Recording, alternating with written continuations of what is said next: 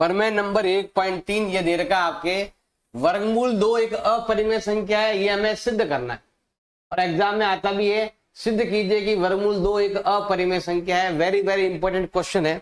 अब कैसे करेंगे, देखो सिंपल सा है, पूछा है अपरिमेय, हम इसको मानेंगे परिमेय। तो पहले हम यहां पर लिखने वाले हैं, माना वर्गमूल 2 एक परिमेय संख्या है। हम क्या करेंगे, पहले इसे एक परिमेय संख्या मानेंगे, माना कि यह एक परिमेय संख्या है। अगर ये परिमेय संख्या है तो इसको हम a बटा b के रूप में लिखेंगे। तो इसको हम देखो, जो भी परिमेय संख्या होती है उसको p बटा q के रूप में लिखते हैं। तो आप चाहो तो p बटा q लिख दो, आप चाहो तो a बटा b के रूप में भी लिख सकते हैं, जहां पर b का मान क्या नहीं होना चाहिए, 0 नहीं होना चाहिए। आप चाहो तो यहाँ पर पी क्यू का प्रयोग भी कर सकते हो, मैंने यहाँ पर ए बी का प्रयोग किया है। अब हम करेंगे यहाँ पर तिरछा गुणा करेंगे। तिरछा गुणा अगर जैसे हम करते हैं ना तो हमें मिलता है ये वाला इधर चला जाएगा। अब हमें यहाँ पर करना है वर्ग, हमें यहाँ पर करना है दोनों तरफ वर्ग करने पर, दोनों तरफ वर्ग करने पर, दोनों तरफ वर्ग करेंगे, इधर भी वर्ग करेंगे इधर भी वर्ग करेंगे। हम क्या करते हैं, इधर करते हैं वर्ग और इधर भी करते हैं वर्ग। इधर वर्ग करेंगे तो क्या होगा कि स्क्वायर हटेगा, रूट हट जाएगा और ये स्क्वायर इस पर भी है, ये ऐसा हो जाएगा। और इधर क्या हो जाएगा आपके, ए स्क्वायर का ए स्क्वायर रहेगा। इधर हमें ब्रैकेट को हटाना। अब ये ऐसा लिखा हुआ इस तरीके से, ऐसा लिखा हुआ, मतलब कि 2 का भाग 10 में जाता है पूरा पूरा। तो यहां पर ऐसा लिखा हुआ है 2 का भाग ए स्क्वायर में जाता है पूरा पूरा। तो आप यहां पर लिख सकते हो कि ए स्क्वायर जो है, ए स्क्वायर 2 से भाज्य है। ए स्क्वायर क्या है भाई आपके, 2 से भाज्य है, अतः ए भी 2 से भाज्य होगा, 2 से भाज्य होगा। क्यों होगा, कारण लिख सकते हैं, प्रमेय नंबर 1.2 में लिखा हुआ था प्रमेय नंबर कि जब भी किसी संख्या के स्क्वायर में 2 का भाग जाता है तो बिना स्क्वायर में भी जाएगा। देखो उदाहरण देता हूं आप, अगर किसी के 8 के स्क्वायर में, जिसका मतलब होता है 64, इसमें अगर मैं 2 का भाग देता हूं तो पूरा पूरा जाता है। तो इसका मतलब है कि बिना स्क्वायर में भी 2 का भाग दूंगा तो पूरा का पूरा जाएगा। स्क्वायर में भाग देने पर जो उत्तर आता है वही आपके मतलब बिना स्क्वायर में भी भाग जाता है। तो देखो अगर मैंने बी स्क्वायर क्या, ए स्क्वायर के अंदर अगर ए स्क्वायर में 2 का भाग जाता है, इसका मतलब है कि ए में भी 2 का भाग जाएगा।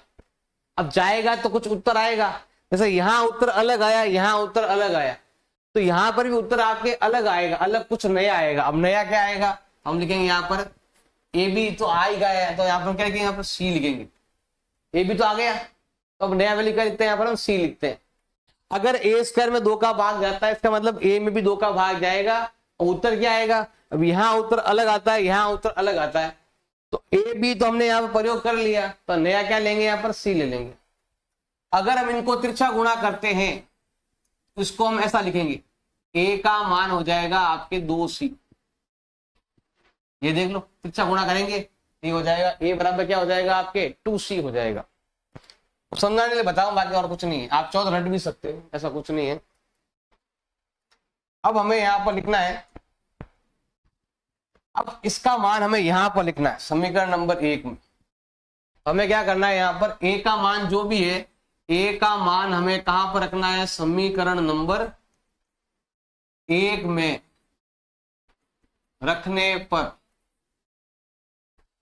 समीकरण नंबर 1 में रखेंगे, यहां पर रखेंगे समीकरण नंबर 1 में। तो क्या हो जाएगा, देखो 2 का 2, बी स्क्वायर का बी स्क्वायर, बराबर का बराबर, ए का मान ये रहा, ए का मान दे रखा है 2c का होल स्क्वायर, तो 2b का 2b स्क्वायर है, ये ऊपर स्क्वायर लगा हुआ है, मतलब ये नंबर कितनी बार है आपके, 2 बार है। 2 से 2 कट गए तो बताओ क्या आया, बी स्क्वायर बराबर 2c²। इधर 2 था तो भाग जा रहा था ए में, अब 2 इधर है तो भाग कहां जाएगा आपके बी में। तो जो लाइन हमें यहां लिखी थी वही हमें यहां पर लिखना है। क्या लिखोगे, बी स्क्वायर 2 से भाज्य है। बी स्क्वायर क्या है भाई आपके, 2 से भाज्य है। इसका मतलब है बी 2 से भी भाज्य होगा, बी 2 से भी भाज्य होगा। क्यों होगा, प्रमेय नंबर 1.2, प्रमेय नंबर 1.2 में लिखा हुआ है किसी भी संख्या के स्क्वायर में 2 का भाग जाता है तो स्क्वायर हटाने पर भी भाग जाएगा। मतलब ए स्क्वायर में 2 का भाग जाता है, इसका मतलब ए में भी 2 का भाग जाएगा। अब उसके बाद हमें कुछ लाइनें लिखनी है, वो लाइनें आप रट भी सकते हो, समझ भी सकते हो। क्या लिखा हुआ देखो, ध्यान देना, ए और बी में कम से कम एक उभयनिष्ठ गुणनखंड। ध्यान देना, ए में भी 2 का भाग जा रहा है, बी में भी 2 का भाग जा रहा है। इसका मतलब है कि 2 क्या है, 2 है आपका उभयनिष्ठ। उभयनिष्ठ का मतलब होता है कॉमन, 2 दोनों में आ रहा है। 2 का भाग ए में भी जा रहा है, 2 का भाग बी में भी जा रहा है, तो 2 क्या आ गया भाई आपके, कॉमन आ गया। परंतु इस तथ्य का विरोधाभास प्राप्त होता है, मतलब इसका उल्टा हमें विरोधाभास प्राप्त होता है कि ए और बी में एक के अतिरिक्त, यहां तो उत्तर आया है आपका 2, लेकिन ए और बी जो है ना उन संख्याओं में एक के अतिरिक्त कोई गुणनखंड नहीं होता है। यह विरोधाभास हमें इस कारण प्राप्त हुआ। हमें 2 क्यों मिला, हमें 2 इसलिए मिला क्योंकि हमने √2 को एक परिमेय संख्या मान लिया, क्योंकि हमने त्रुटिपूर्ण कल्पना कर ली, हमने गलती से इसको परिमेय मान लिया। गलती से परिमेय मानने के कारण यहां पर 2 कॉमन आ गए, जबकि 2 कॉमन नहीं आना चाहिए था। अतः हम निष्कर्ष निकालते हैं कि वर्गमूल 2 एक अपरिमेय संख्या होगी। उदाहरण नंबर 5 आपके दे रखा है, वर्गमूल 3 एक अपरिमेय संख्या है। ये हमें सिद्ध करना है कि ये अपरिमेय संख्या है। तो हम क्या करेंगे, पहले इसको मानेंगे परिमेय। तो हम यहां लिखते हैं, माना वर्गमूल 3 एक परिमेय संख्या है। हम पहले क्या करते हैं, इस संख्या को परिमेय संख्या मान लेते, माना कि ये संख्या एक परिमेय संख्या है। अगर ये परिमेय संख्या है तो इसको हम a/b के रूप में लिख सकते हैं, जहां पर आपको b का मान क्या नहीं होना चाहिए, 0 नहीं होना चाहिए। अब हम करेंगे यहां पर तिरछा गुणा करेंगे, तो ये हो जाएगा √3b बराबर होता है a। अब हम करेंगे दोनों तरफ वर्ग करेंगे, तो यहां पर लिखेंगे हम दोनों तरफ वर्ग करने पर, दोनों तरफ वर्ग करने पर इधर भी वर्ग करेंगे और इधर भी वर्ग करेंगे। हम इधर भी करने वाले हैं वर्ग और इधर भी करने वाले हैं वर्ग। स्क्वायर हटेगा तो √ हट जाएगा, इधर भी ऐसा ही होगा और इधर भी आपके ऐसा ही होगा। स्क्वायर कर दो। अब इसका मतलब ऐसा हो गया कि यहां पर कोई लिखा हुआ है, इधर कुछ लिखा हुआ है और इधर कुछ लिखा हुआ है। इसका मतलब है कि 2 का भाग इसमें पूरा पूरा जाता है। इसका मतलब ये हो गया, ऐसा जो लिखा हुआ है ना, देखो ये दोनों गुणा में है, इधर उत्तर आ रहा है, ये उत्तर ना पॉइंट में है ना भिन्न में है। इसका मतलब है कि इन दोनों का गुणा करने पर ये आता है। इसका मतलब है कि इसका भाग इसमें पूरा पूरा जाएगा। तो हमें लिखना है इसका भाग इसमें पूरा पूरा जाएगा। यही लाइन हम यहां पर लिखने वाले हैं। क्या लिखोगे यहां पर आप, a² 2 से भाज्य है, a² 2 से भाज्य है। इसका मतलब है कि a 2 से भी भाज्य होगा। a क्या होगा भाई आपके, 2 से भी भाज्य होगा।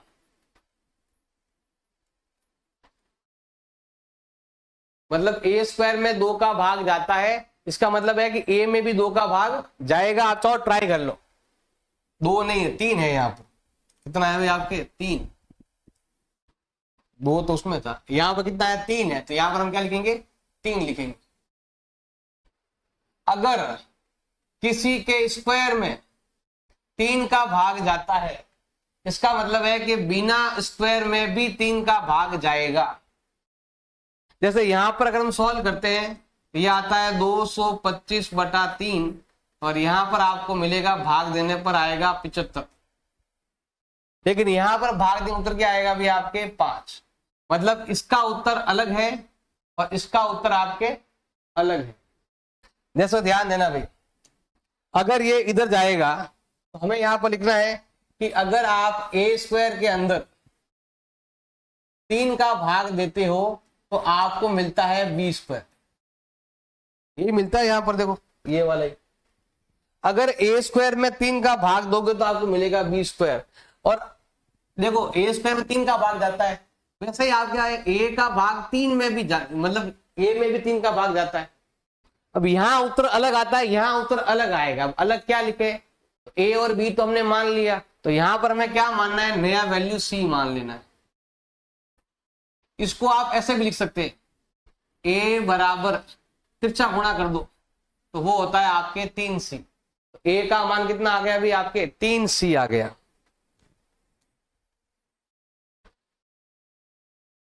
अब वो जो मान है वो हमें यहां पर रखना है।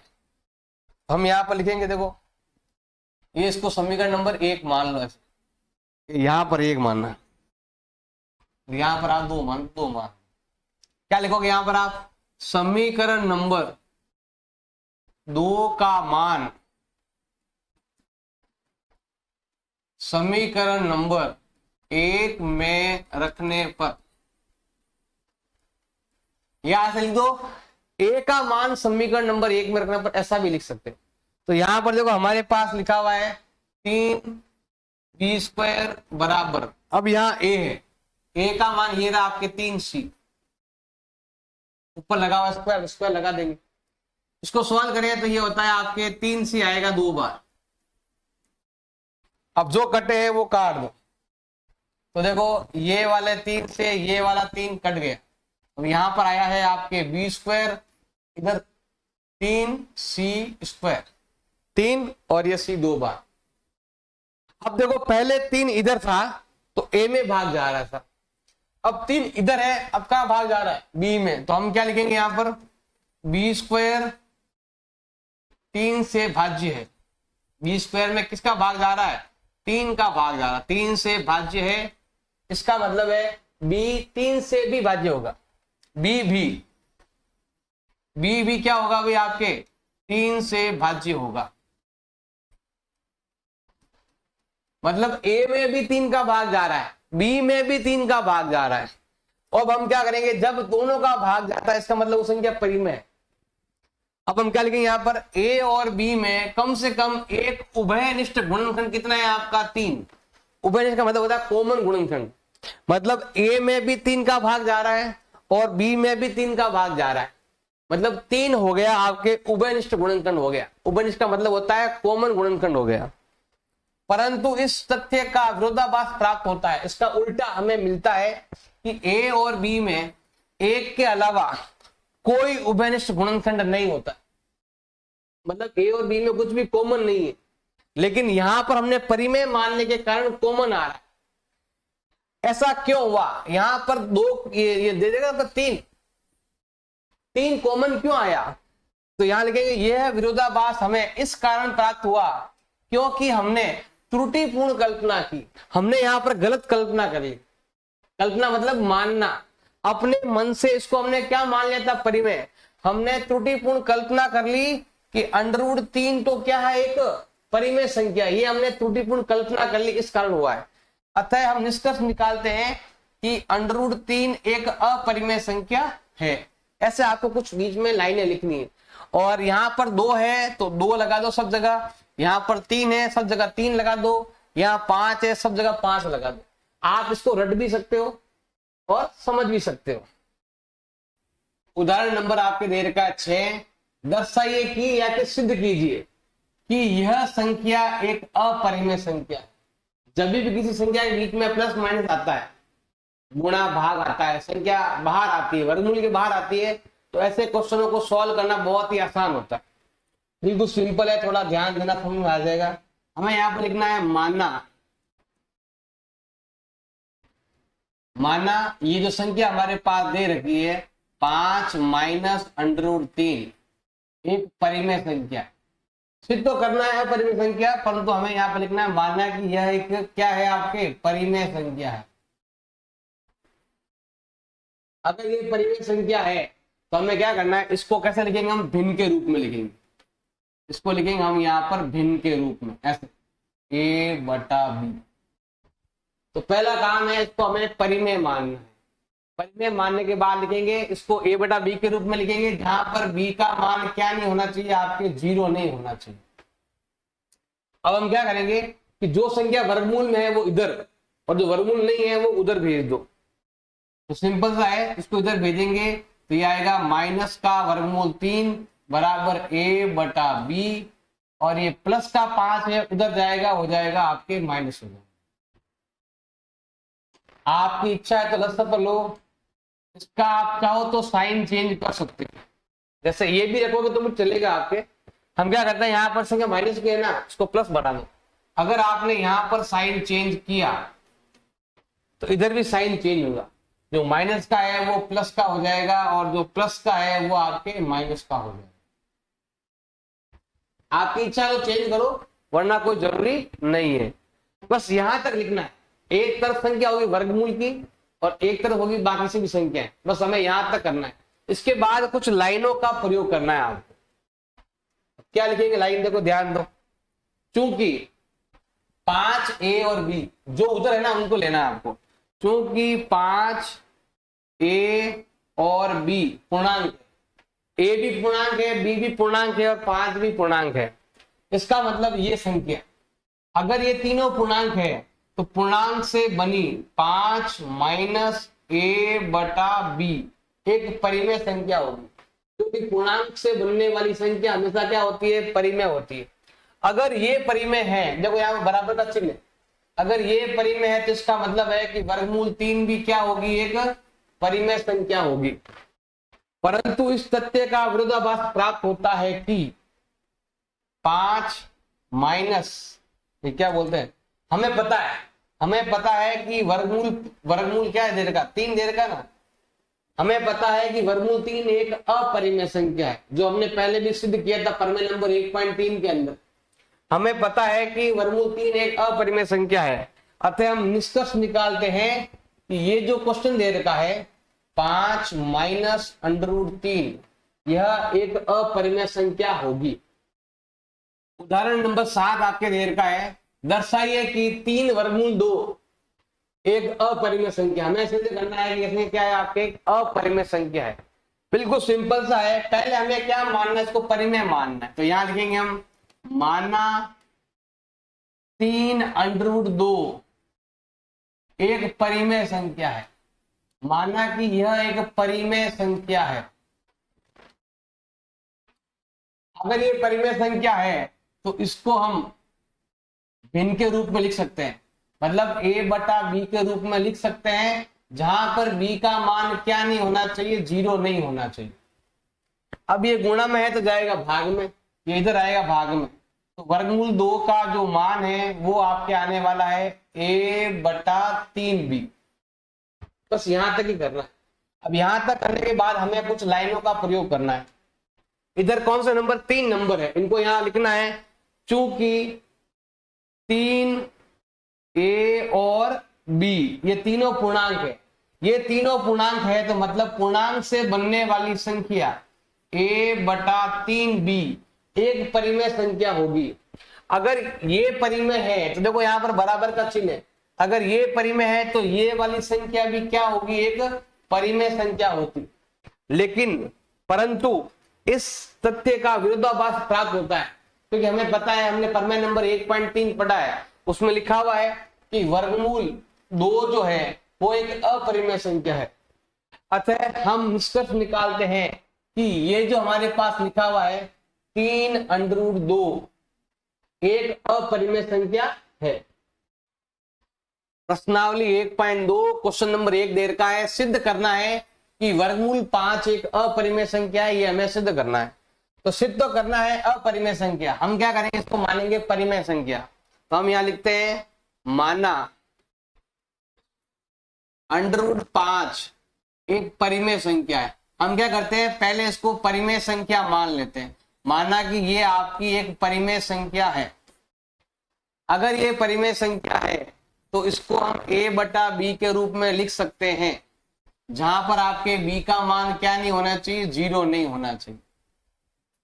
अब हम करेंगे यहां पर तिरछा गुणा करेंगे, तो ये हो जाएगा आपके वर्गमूल 5b बराबर होगा आपके a। ये इधर तिरछा गुणा हो जाएगा। अब हम यहां पर करने वाले हैं, दोनों तरफ वर्ग करेंगे।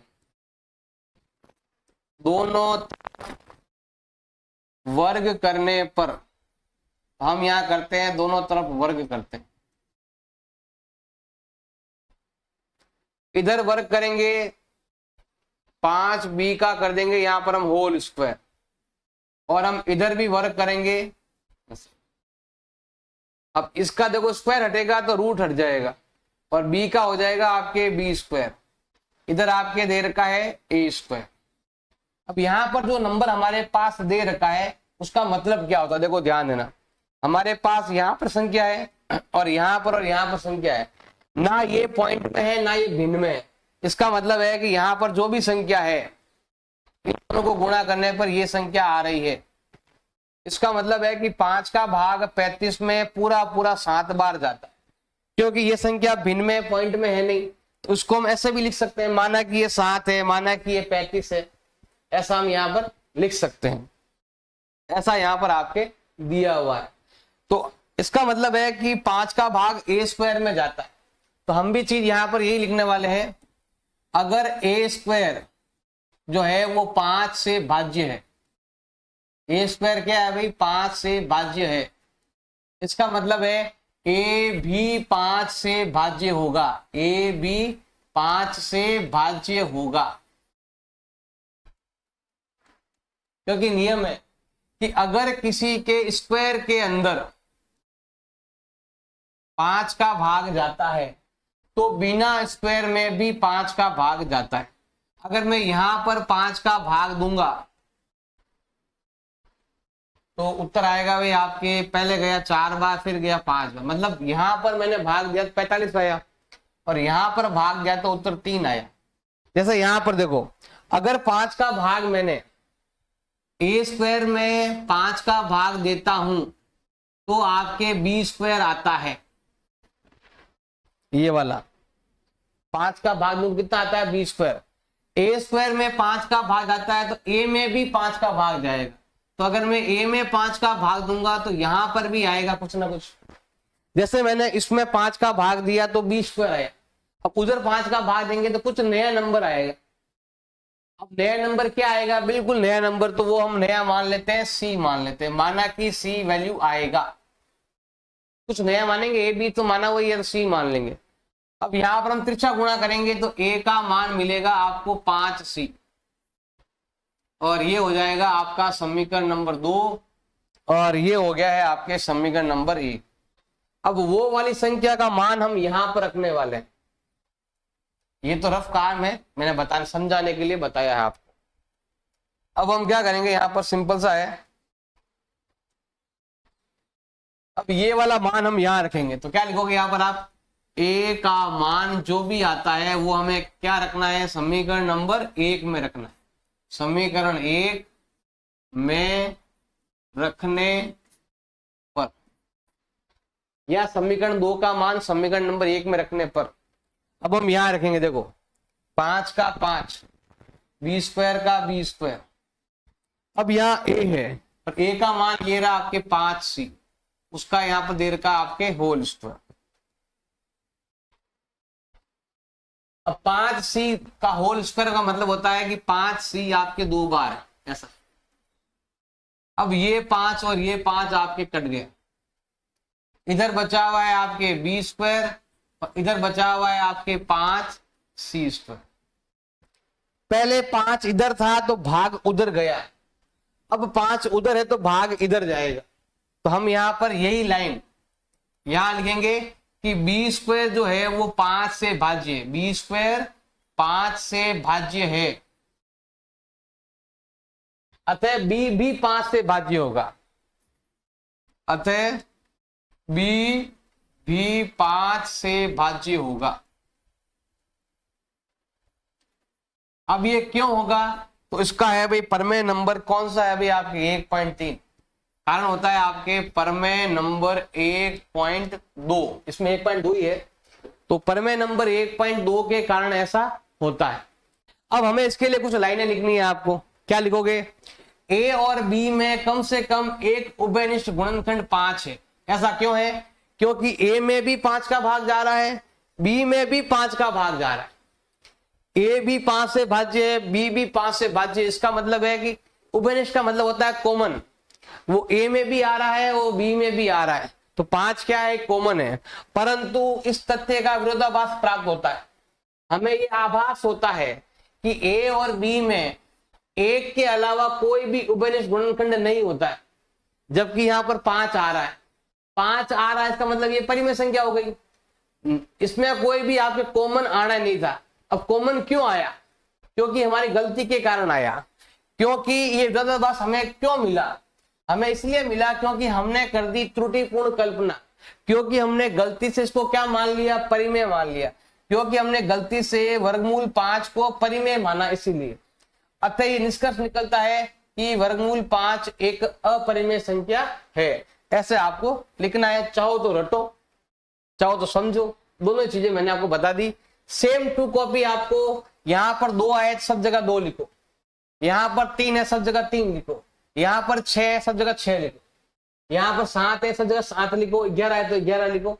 ऐसी संख्या जो वर्गमूल के अंदर ही रहती है, वर्गमूल के बाहर नहीं आती है, तो उसके लिए ये वाले नियम है, वो आपको तैयार करना है, याद करना है, समझना है, रटना है, वो आपके ऊपर डिपेंड है। प्रश्नावली 1.2 क्वेश्चन नंबर 2 आपके दे रखा है, सिद्ध कीजिए कि यह संख्या एक अपरिमेय संख्या है। तो सिद्ध करना है अपरिमेय, हम क्या मानेंगे, इसको परिमेय मानेंगे। तो यहां लिखेंगे माना 3 + 2 वर्गमूल 5 एक परिमेय संख्या है। माना कि यह एक परिमेय संख्या है।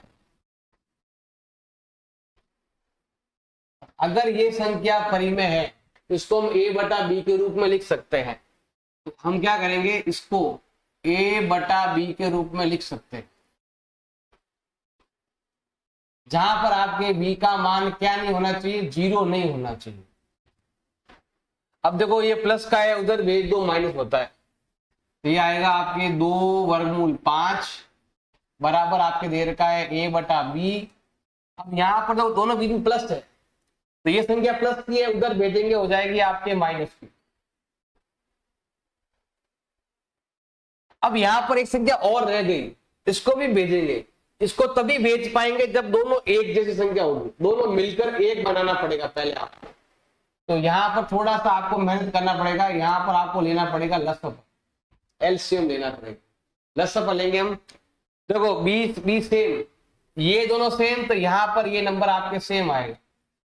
और यहां पर तो कुछ नहीं है, भाग में दोनों गुणा कर लो, ये आएगा आपके 3 भी। अगर समझ में नहीं आ रहा है तो सिंपल सा है, इन दोनों का गुणा लिखेंगे यहां पर, तिरछा गुणा करो, a कम a और 3 × b 3b, ऐसा लिखेंगे। अब ये संख्या गुणा में है तो जाएगी उधर आपके भाग में, तो मैं यहां पर लिख देता हूं ऐसे, आगे आप लिख देना जगह यहां कर देखो, यहां पर क्या लिखा हुआ है, वर्गमूल का 5 लिखा हुआ है। इस 2 को हमें यहां से यहां भेजना है, तो ये हो जाएगा आपका a - 3b/2b। ये संख्या 2 है ना, वो यहां से यहां चलेगी, ऐसे आपको उधर भेजना। अब हमारे पास ये नंबर है, मतलब केवल वर्गमूल की संख्या इधर, और जो वर्गमूल में नहीं है उसको भेजना है उधर, ये काम करना है। उसके बाद आपको लिखनी है कुछ लाइनें यहां पर, चूंकि यहां पर तो क्या लिखा हुआ है 2 3 a और b, तो हम क्या लिखेंगे यहां पर, हम 2 3 a और b, ये सभी पूर्णांक है। अगर ये सभी पूर्णांक है, इसका मतलब है कि पूर्णांक से बनी संख्या a - 3b/2b एक परिमेय संख्या होगी। अगर ये परिमेय है, अगर ये परिमेय है तो इसका मतलब ये भी क्या होगी, एक परिमेय संख्या होगी। परंतु इस तथ्य का विरोधाभास प्राप्त होता है कि हमें पता है कि वर्गमूल 5 एक अपरिमेय संख्या है। अतः अगर ये अपरिमेय तो ये भी क्या होगी, अपरिमेय। ये क्यों हुआ था, हमने गलती से परिमेय माना इसलिए हुआ था।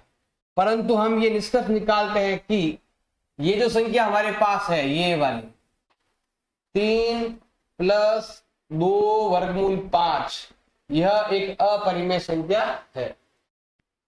प्रश्नावली 1.2 क्वेश्चन नंबर दे रखा है आपके 3। हमें करना है सिद्ध कि ये संख्या क्या है, आपके अपरिमेय। तो हमेशा पहले करना पड़ेगा आपको हर का परिमेयकरण करना पड़ेगा। जैसे आपने क्लास 9th में किया था, वैसे आपको यहाँ पर हर का परिमेयकरण करना है। तो हम क्या करेंगे, यहाँ पर करेंगे हर का परिमेयकरण। मतलब √2 को हम यहाँ भी लिखेंगे, √2 को हम यहाँ पर गुणा करो। ऊपर होता है आपके वर्गमूल का 2 और नीचे गुणा करने पर होता है आपके 2, ये होगा। अब हमें इसको क्या मानना है, परिमेय मानना है। तो आपको यहाँ पर लिखना है माना वर्गमूल 2/2, माना कि वर्गमूल 2/2 एक परिमेय संख्या है। माना कि यह एक परिमेय संख्या है।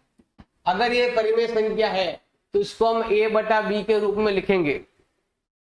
अगर ये परिमेय संख्या है तो इसको हम a/b के रूप में लिखेंगे, जहां पर आपका b का मान क्या नहीं होना चाहिए, 0 नहीं होना चाहिए।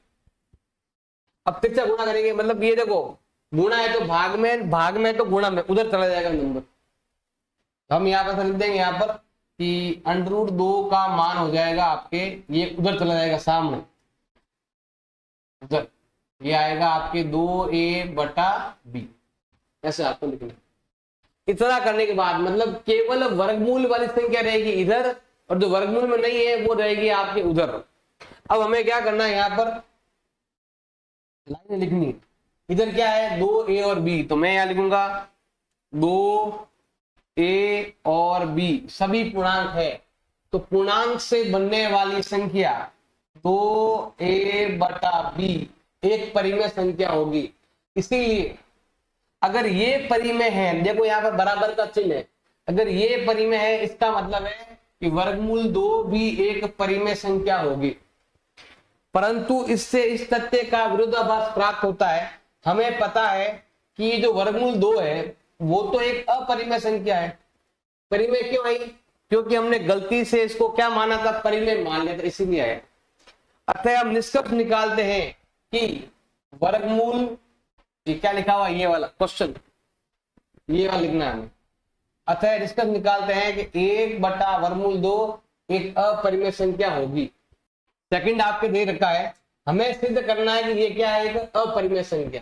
तो पहले हमें मानना पड़ेगा, माना 7√5 एक परिमेय संख्या है। पहले हमें इसको परिमेय मानना पड़ेगा। तो माना कि यह एक परिमेय संख्या है।